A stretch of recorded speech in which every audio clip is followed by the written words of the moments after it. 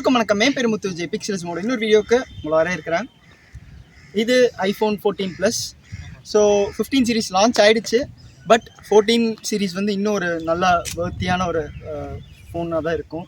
ஏன்னா வந்து இப்போ ஃப்ளிப்கார்ட்டில் ரீசெண்டாக 14 வந்து 50K கிட்டே ரொம்ப பாப்புலராக சேல் ஆகிட்டு இருந்த ஒரு மாடல். ஸோ வந்து இந்த 14 ப்ளஸ் எப்படி இருக்குது அப்படின்னு பார்க்கலாம். ஒரு ஃபஸ்ட் இம்ப்ரெஷன் வீடியோ தான், ஃபுல் ரிவ்யூ இல்லை. இந்த 14 ப்ளஸோட இப்போட ரீட்டைல் சேல் எல்லாமே பார்க்கலாம். டைம் வேஸ்ட் பண்ணாண்டா வீடியோக்குள்ளே போகலாம். இந்த ஃபோனை ஃபஸ்ட் இம்ப்ரெஷன்ஸ்க்குன்னு கொடுத்தது என் ஃப்ரெண்ட் முகுந்தன், என்னோட காலேஜ் கிளாஸ்மேட். ஸோ அவருக்கு வந்து ஒரு பெரிய ஷவுட் அவுட் கொடுத்துடலாம். இந்த ஃபோனை ஒரு ஃபஸ்ட் இம்ப்ரெஷன்ஸ் வீடியோ கொடுத்ததுக்கு. ஃபுல் ரிவ்யூக்கும் அவர் தான் கொடுப்பாரு. நெக்ஸ்ட் டைம் நாங்கள் மீட் பண்ணும்போது கண்டிப்பாக ஃபுல் வீடியோ வந்து வரும். அந்த டைம் வந்து மறுபடியும் இன்னொரு தேங்க்ஸ் சொல்லுவோம்.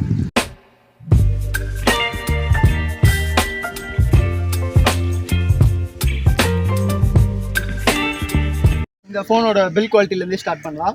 பில் குவாலிட்டி வந்து கிளாஸ் சாண்ட்விச் டிசைன், நடுவில் வந்து அலுமினியம் ஃப்ரேம். உங்களுக்கு வந்து ப்ரோவில் பார்த்தீங்கன்னா ஸ்டெயின்லெஸ் ஸ்டீல் இருக்கும். பட் இது அந்த அலுமினியம் ஃப்ரேம்னு நான் நினச்சதை விட இன்னும் ஃபிங்கர் பிரிண்ட் ரெசிஸ்டண்ட்டாக இருக்குது. ஸோ வந்து ஒரு சின்ன ஒரு மேட் ஃபினிஷ் வேறு கொடுத்துருக்காங்கனால இன்னும் கொஞ்சம் ஃபிங்கர் பிரிண்ட் ரெசிஸ்டண்ட்டாக இருக்குது. பட் ஃபோனோட சைஸ் வந்து நல்ல பெரிய சைஸ், 6.7 inch டிஸ்பிளே. ஸோ வந்து ஒரு நல்ல ஹெவியான ஒரு ஃபுட் பிரிண்ட் தான் இருக்கும். ஸோ பெரிய ஃபோன் எனக்கு வேணும், கொஞ்சம் வெயிட் கம்மியாக வேணும் அப்படின்னு நினைக்கிறவங்க இந்த ஃபோன் வந்து ட்ரை பண்ணுறது ஒரு நல்ல ஆப்ஷனாக இருக்கும். அடுத்து டிஸ்பிளே பற்றி பார்க்கும்போது இதில் வந்து ஒரு ஓலட் டிஸ்பிளே தான் கொடுத்துருக்காங்க. 2K ரெசல்யூஷனுக்கு கொஞ்சம் கம்மி. பட் டிஸ்பிளே குவாலிட்டி ரொம்பவே நல்லா இருக்குது. ஏன்னா வந்து பிரைட்னஸும் உங்களுக்கு ஆல்மோஸ்ட் 1000 nitsக்கு மேலே இதெல்லாம் இருக்குமே. டிஸ்பிளே குவாலிட்டி நல்லா இருக்குது. எனக்கு இந்த டிஸ்பிளேயில் இருக்கிற ஒரே ஒரு சின்ன குறை வந்து அந்த LTPO 120Hz இல்லாதது தான். ஏன்னா வந்து இப்போ 15 சீரிஸே வந்திருக்கு. இன்னுமே வந்து LTPO இல்லாமல் உங்களுக்கு வந்து அதாவது ஒரு 120Hz high refresh rate display இல்லாமல் கொடுக்குறதுங்கிறது ஒரு நெகட்டிவ் மாதிரி இருக்குது. ஏன்னா இந்த ஃபோனோட லான்ச் ரேட் பார்த்திங்கன்னா 90,000. இப்போ வந்து ஆப்பிள்லேயே அஃபிஷியலாக ஒரு 70,000 ஆர் 80,000 கிட்ட ரீட்டெயில் ஆகிட்டு இருக்குது. நீங்கள் வெளியெல்லாம் வாங்குறீங்கன்னா ஒரு 65,000 கிட்ட எடுக்கலாம். இந்த மாதிரி ஒரு ஹை பட்ஜெட் ரேஞ்சில் இருக்க ஒரு ஃபோனுக்கு இன்னும் ஹை ரெஃப்ரெஷ் ரேட் வராதுங்கிறது ஒரு பெரிய குறையாக இருக்குது.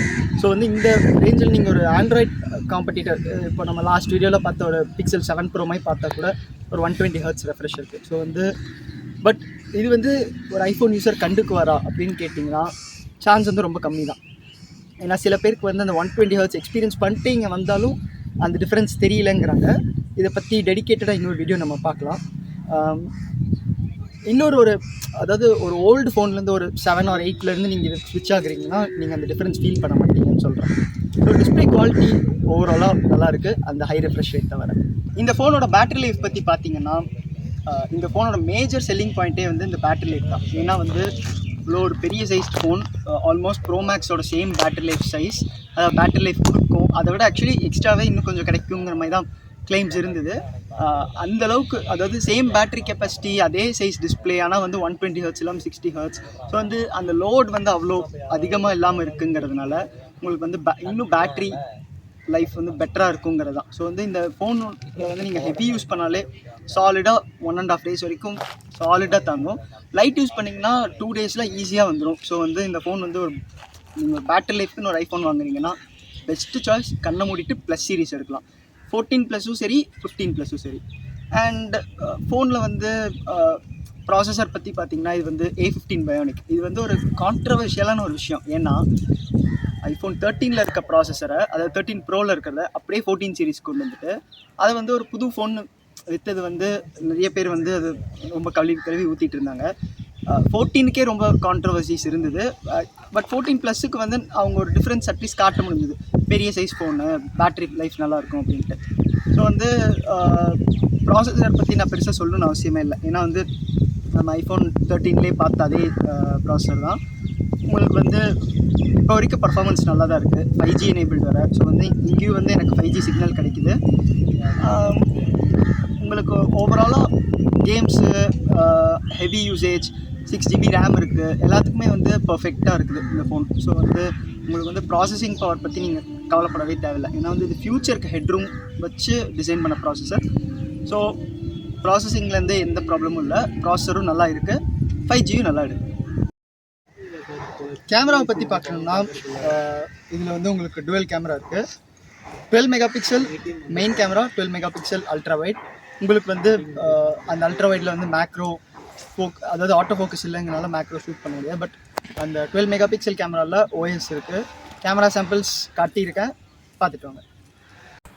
டே டைமில் எடுக்கிற ஃபோட்டோஸ்லாம் வந்து ரொம்பவே நல்லா இருக்குது. கலர்ஸ் வந்து ஆன் பாயிண்ட்டாக இருக்குதுன்னு சொல்லுவேன்.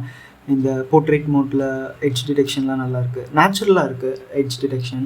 அண்ட் ஷேடோஸ் அண்ட் ஹைலைட்ஸ்லாம் நல்லாவே மெயின்டைன் பண்ணியிருக்காங்க. டைனாமிக் ரேஞ்ச் ரொம்பவே நல்லாயிருக்கு. அந்த வானத்தில் இருக்க ப்ளூஸ் க்ளவுட்ஸ் எல்லாம் பார்த்தாலே தெரியும். கலர்ஸும் நல்லா இருக்குது, ரொம்ப ஓவர் சேச்சுரேட்டடாக இல்லாமல் நேச்சுரலாக இருக்குது. அந்த சீனில் எப்படி இருந்ததோ அதே மாதிரி இருக்குது. அல்ட்ரா வைடும் கலர்ஸ் வந்து ப்ரைமரி கேமரா கூட நல்லாவே மேட்ச் பண்ணியிருக்கிறாங்க. செல்ஃபீஸ் பார்த்திங்கன்னா எனக்கு எதுவும் பிடிக்கல. கலர்ஸ் வந்து ரொம்ப பிக்சல் மாதிரி இல்லை. பிக்சலில் நல்லா இருந்தது, இங்கே கலர்ஸ் கொஞ்சம் லோவாக இருக்கிற மாதிரி தெரியுது. இந்த ஃபோனோட ப்ரைஸ் பார்த்தீங்கன்னா லான்ச் ப்ரைஸ் வந்து 90,000 128 GB, 1,0256 GB. இப்போ வந்து 15+ லான்ச்சுக்கு அப்புறம் இதோட ரேட் வந்து ஆல்மோஸ்ட் 65,000 இந்த மாதிரி இருக்கலாங்க. நம்மளால் வெளியில் வாங்க முடியும். ஆப்பிள்லேருந்து 70K கிட்ட வாங்க முடியும், ஒரு 80K கிட்ட வாங்க முடியும். ஸோ ஒர்த்தா என்னன்னு கேட்டிங்கன்னா 15+ வந்துருச்சு. பட் 15+ல் உங்களுக்கு இருக்கிற டிஃப்ரென்ஸ் வந்து 3 மெயினான டிஃப்ரென்ஸ் தான். அந்த A16 பயானிக், அந்த 48 mega pixel main camera, dynamic island, அப்புறம் USB-C ஆப்வியஸ்லி. இதில் வந்து இன்னும் லைட்னிங் தான் இருக்குது. இந்த 4 சேஞ்ச் எனக்கு வந்து பெருசாக இம்பேக்ட் ஆகாது அப்படின்னு நினைக்கிறவங்க கண்டிப்பாக இந்த மாடல் எடுக்கலாம். ஒரு ப்ளஸ் சைஸ் மாடல், இன்னும் கொஞ்சம் ரேட் கம்மியாக கிடைக்கிறதுக்கான ஒரு ஆப்பர்ச்சுனிட்டி தான் அது. ஸோ இந்த ஃபோனோட இது வந்து ஃபஸ்ட் இம்ப்ரெஷன்ஸ் இதுதான். ஃபுல் ரிவ்யூ இன்னும் கொஞ்சம் நாள் கழிச்சு நான் போட ட்ரை பண்ணுறேன். அவ்வளோதான் கைஸ் இந்த வீடியோவுக்கு. என்ன நினைக்கிறீங்க கீழே கமெண்ட்ஸில் சொல்லுங்கள். வீடியோ பிடிச்சிருந்த லைக், பிடிக்கல டிஸ்லைக், மற்றும் சப்ஸ்கிரைப் டு பிக்சல்ஸ்.